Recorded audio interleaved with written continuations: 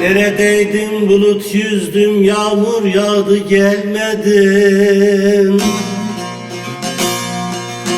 Yıldızdım aylar içinde, güneş doğdu gelmedin.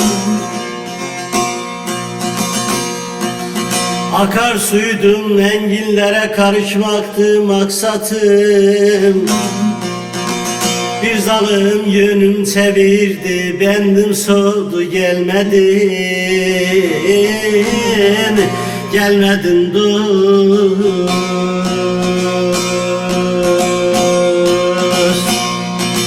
Akarsuydum, denizlere karışmaktı maksatım. Bir zalim yönüm çevirdi, bendim soğudu gelmedin dost. Gelmedin dost.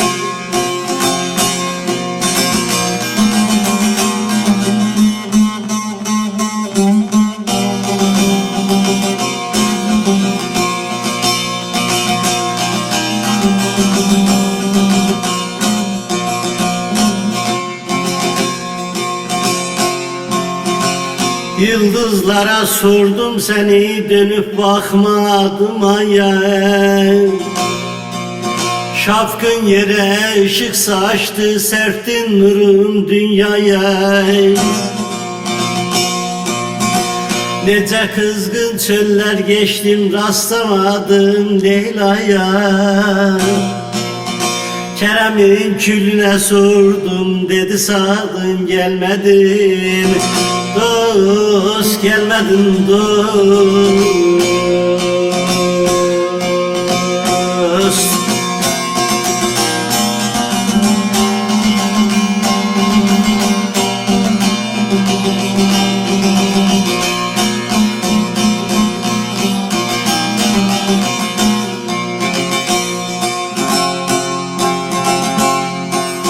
Kul seyahatin akıttı yaş, bekledi yollarını.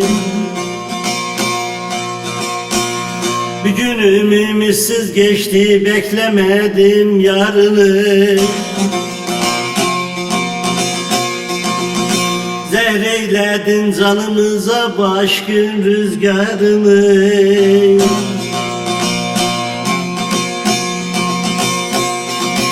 Karanlığı beklemedik, güneş doğdu gelmedin.